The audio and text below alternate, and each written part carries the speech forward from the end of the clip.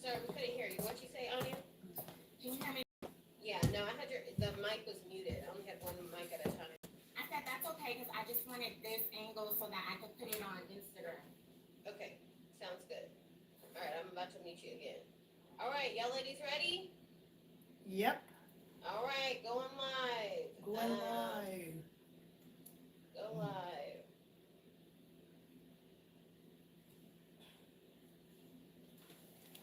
All right, we're live. Hello. Hi, everybody. Today we're doing things. Oh, so who wants to start? Hello, I am Shania from Grassroots Bridge Builders. And I am Donna Garcia, also from Grassroots Bridge Builders. And what we are is a local, hi, Sarah. Hi, my name is Sarah Myers. I'm the executive director for the ICT Tree Huggers here at the Safe Streets Wichita office. Yes. So a little bit about us, I guess we are a local nonprofit.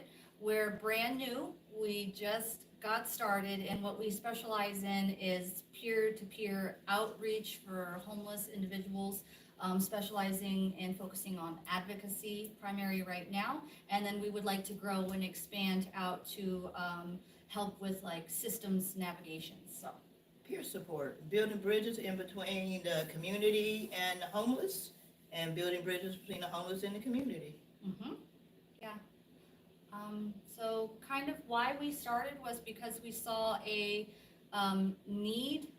There's a gap in our services where we can find housing for people in our Housing First model that our community needs. But we see that there's a lot of fall through in the systems because there's a lack of in-depth, really there for you, ready to get like boots on the ground with you every day, battle buddy, sponsor type relationships among people who understand what it's like to be homeless. Anything to add?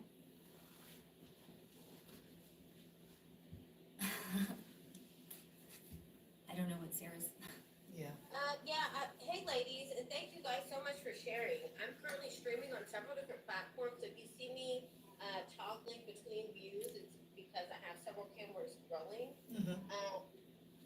I love that we have collectively come together today to go ahead and express the urgent need to serve in a way that kind of is helping everyone. Right now, if I'm not sure if you guys are in the Midwest or not, I know that we are in Wichita, but whoever is watching, it is extremely cold outside. That we had just got done getting some snow, and there are some flurries going on right now, and we are here to raise awareness about how we can support our neighbors here in the community with this cold weather that's outside. So I know some things that went down today, ladies. So how do the grassroots bridge builders and the inhumane climate conditions, like what are we needing to do and what's happening in the city? So you wanna. Well, we want to keep the people warm, so we were trying to donate, or you can come and pick up what has already been donated at the Wichita Safe Streets here in Waterman. We already had people donate gloves, hats, boots, jackets, and sweaters. But yeah, more people can donate it, or you can come pick up. And something that we offer, which is kind of unique, is that I'm a registered nurse. I'm studying to be a nurse practitioner, so we also do independent medical outreach. In this type of weather, when we're having these sub-zero temperatures, we're going to get down to the -5, -7 range today overnight. We're really looking out for things like frostbite. So what we plan to do today is we're mobilizing our networks and asking for donations, warm weather clothes, cold weather gear, sleeping bags, hand warmers, shoes, hats, coats, blankets, anything that you can think of that might help keep people warm tonight. We also want to reach out to some of our faith-based organizations to see if they have, or individuals, if they have any space. At 2 o'clock today, we're going to be going out into the community and we're looking for individuals who need help. Yes. And the last, 48 hours or so, we've had a closure of a large hotel that was housing a lot of unhoused people. So there have been hundreds of individuals displaced within the last 48 hours. Wasn't it the Econo Lodge that was Yes, closed? yes, it was closed. What happened? Did they just kick everybody out, or like what? And about how many people do you think that is? Is it just like 10 people, or? Well, according to the local news channels, which we can provide the links for, it's been an ongoing issue with things like safety concerns, fire code problems, and it seems like the city was involved in some capacity on making the decision to close down this hotel that provided,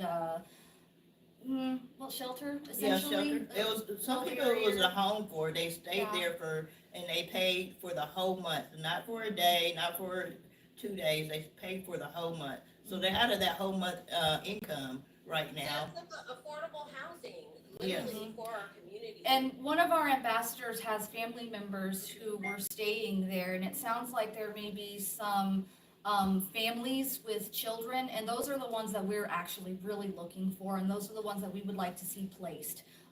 These are, she said, toddlers and Yes, things. yes, yes. So we want to make sure that these families are, we know the community's aware that this is going on, and that we are coming together and building this bridge to get these people safe. We want to ask our supporters in our network if there's any church annexes, gyms, people's backyards, anything that people feel comfortable with opening up, at least for tonight. If we identify any of these families, especially if there are children involved, we want to get them connected to some kind of resource, which is another conversation that we're having with the community about what is an appropriate resource for them. Like, right now, they can't really go to the MAC with all their stuff, but they can go to with some of their belongings. Wait, what is the MAC? The MAC is the multiple agency center that they had built for the winter, shelter.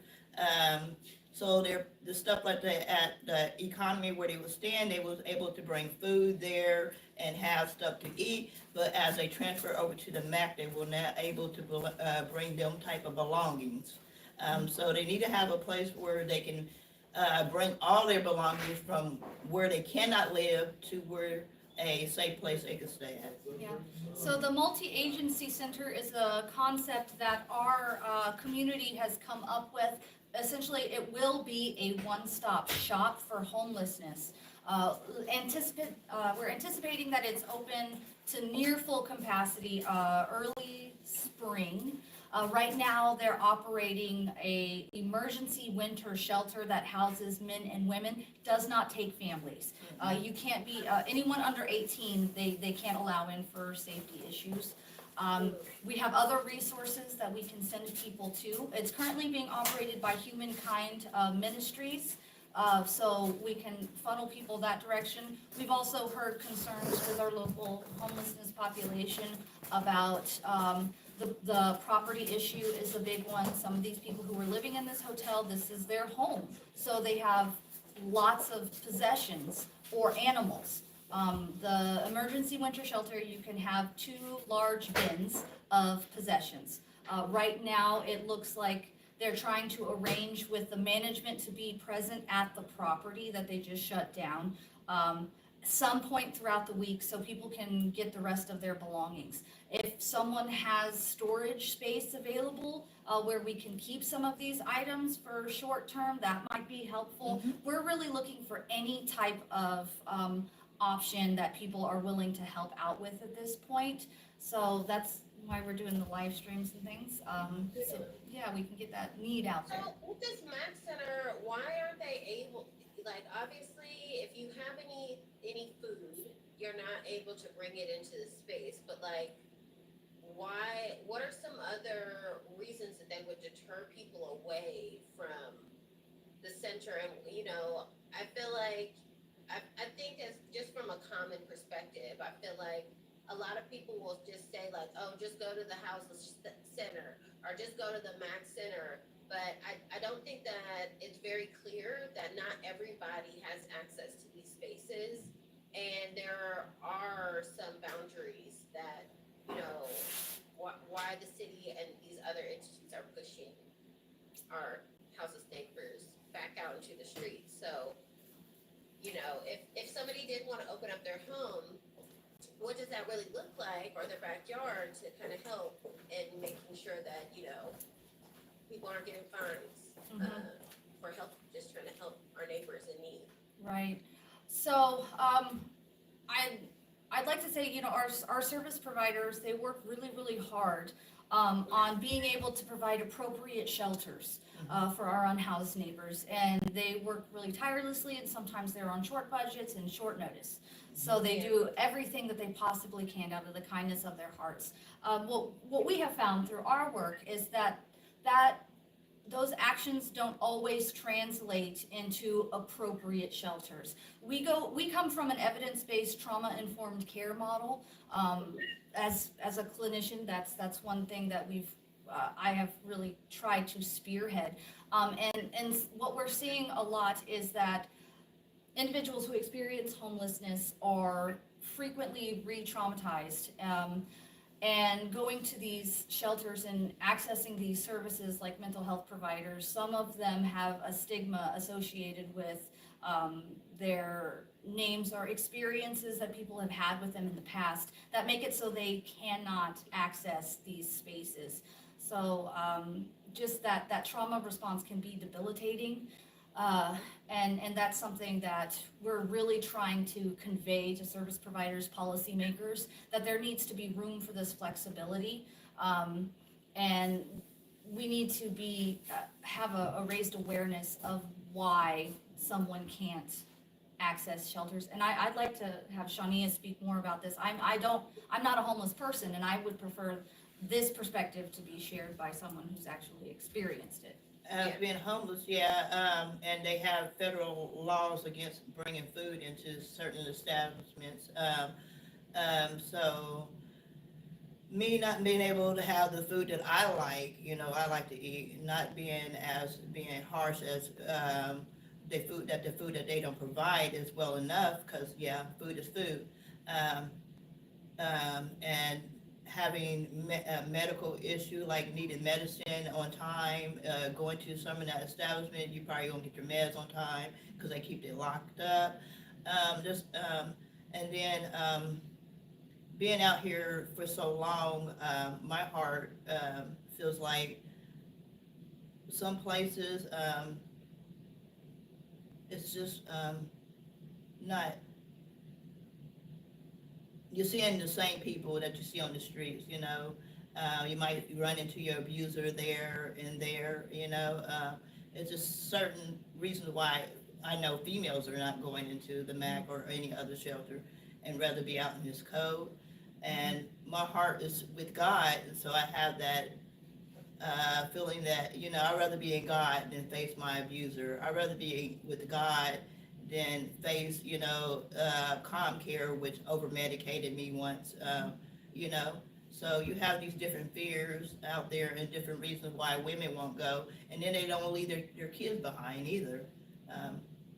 Or pets. Or, you know. Yeah. Man, well, I'm so grateful for organizations like yours, and thank you for all the hard work that you guys are out here doing. I'm so stoked for us to, you know, team up and really get the community some of the things that they can use immediately. Yeah. So within that, what are some of the things that you guys would, you know, put a call to action out for the community to come and drop off at our community, you know, space here at 1200 Waterman? What are some things that you feel like our houseless neighbors really can utilize? Yeah.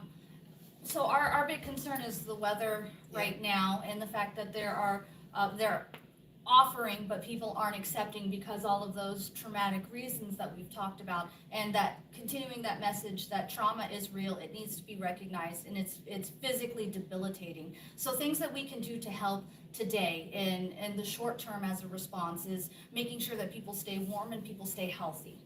And that through that action and that relationship and showing the community on both sides of the bridge that we do care and we are here for you is going to go a lot farther than just calling the police and reporting that there's someone who looks like they're freezing to death on the side of the street. So things that we need are any cold weather gear. Oh, hand warmers particularly. I know that you can go to like Family Dollar and you can get hand warmers for like $1.25. And what that does is that helps to combat frostbite. You Yep. can put that in different areas, like on your lap, under your arms, to keep that core body warm and keep that body circulating, warm blood, so that they avoid frostbite as much as possible. But with negative degrees, it's kind of hard. Anything to help keep them dry, because we're trying to avoid hypothermia. So things like tarps, trash bags, gloves, like latex gloves to go under regular gloves, layers. Yeah, layers, scarves, hats, boots, booties, Tarps. yeah. We're, Probably convenient, non-perishable foods. Yes. Too, that people can have, any hygiene products too, that you may have. yeah, and what we're trying to get things that are beneficial but not hazardous. So I know we're not trying to do any like fuel sources or anything like that. And at the end of the day, our goal is to get people into services while still talking to the service providers about ways that they can be more aware and have more accountability in the services and the care that they are providing, as well as having like this awareness of the voices of the homeless individuals who are experiencing what's going on. So not necessarily, camping equipment or things that are going to make people want to stay out in the street longer, but just things that are going to make it so their chance of survival is better during this immediate freeze that we're experiencing. So, once the community starts collecting all of the amazing resources that I know we could source, are there any spaces that they can donate monetary support if they're not able to get out in this cold and get us the resources? Do you guys have any ways to receive money? So we are so new. We're still getting all of our financials in order. It's going to be a little while before we have our accounts and our tax information filed and ready to go. But we can do things like GoFundMe's, and we do have partners that we work with who are already established, which is why we can do some of the amazing things already, and just kind of springboard. Yeah, and I can say donating to Safe Streets Wichita and the ICP Tree Huggers, we are nonprofits here to serve the immediate needs of the community. So by dropping money into our Cash Apps or our Patreons or our PayPals, however you'd like to donate through our link trees, we are here and ready to receive the cash to get the resources out into the community. Yeah, So and just noting where, your donations are headed, and we'll try to get you at least a thank you from us. We really appreciate it when our community, and when we've seen an amazing response when we put out these needs and start talking to people, especially from the Safe Streets community. You guys are amazing. Amazing. And fast. Like we can do so much when we work together, and that's really what we want to show our unhoused neighbors. Build the bridge. Yeah. That's what we're trying to do, build this bridge. And then if you have any questions for us, we just got our website up and running. It's buildbridgesict.org, and we also have a YouTube channel. Yes, grassroots, bridge builders, on YouTube. Yeah, and if you have any questions or want to get a hold of us, all of our contact information is on the website. We'll be working on getting our socials up in the next few weeks, but like I said, we're a baby organization, so and we're doing the work while making the business. So yeah, everything all at once, all the time. And thank you for the donations this morning from Donna Albright, Edenia Alston, Nettie Hill. Oh yeah. Awesome. Yeah, already, just in the first hour, we've collected just so much Yeah. We've got lots, but there's lots of needs out there. On the drive over here, in about a span of 6 blocks, I saw 2 emergency responses to people experiencing homelessness. Mhm. So, yeah, we gotta get out there, we gotta go check on our people and make sure that everyone keeps all of their fingers and toes. Absolutely. Well, just to solidify what we've been talking about today, there's emergency support, you guys, that is needed here in Wichita, Kansas. There has been a group of people that have been pushed out of an Econo Lodge hotel space here in the Dove, and they can't take any of their food or their belongings, their medications, or it may put them in an emotionally traumatizing and almost like you can't do anything type of traumatic experience. So with these upcoming freezing temperatures and very limited shelter options like the Max Center, being able to donate to organizations like the Grassroots Bridge Builders, like ICT Tree Huggers, like Safe Streets Wichita, we are here truly to empower the community and make sure that our local neighbors here in the Dove are not left out in the cold. Okay, so by us coming together, if you have any spaces in your yards, or if you could spare some warmth of however that looks like through a hot cup of soup, a hot cup of water, like that can be a game changer and a morale changer for our community. So if you have any warm clothing, any blankets, any non-perishable food items, feel free to drop them off here at Safe Streets Wichita at 1200 Waterman Street. We are right here located to downtown Wichita. We are centrally located, and we are abundantly available and ready to receive the amazing donations for our House of Friends. So don't forget, if you're not able to get out to us, you can support financially by assisting with emergency housing and supplies. So together, I know that we are working hard to make sure that we keep our community warm here and safe during a very critical time. And I think this is an awesome opportunity to show Wichita what we're made of. Yes, yes. We are. We love each other. We really do. Like, we've got more in common than we have separate. And each one of us is just a few events away from being out there on the street, ourselves. So, Seriously. Have a heart. Keep that close. Have a heart. Let's keep the energy uplifted. We are revolutionaries here in the Dove, so feel free to share this post with your tribes and get the people outside warm and safe. Yes. So let's spread the word and help save some lives. We don't need to lose nobody else out here in the Wichita because of these inhumane weather conditions. So, Yes. all right, ladies. Well, thank you so much again for your time today, and I look forward to growing and glowing with you guys as we get the resources out here. And again, so much gratitude for the work that you do, because it's going to take us all. It is. Thank you for having us, Sarah, and we're Grassroots Bridge Builders. That's right. Yep. Thank you, Yes. people. Okay, ladies. Have a good day. Thank you. Thank you. Bye. Bye-bye. Bye. Okay. Thank you, everybody. This is Shorty with the hype. Shania.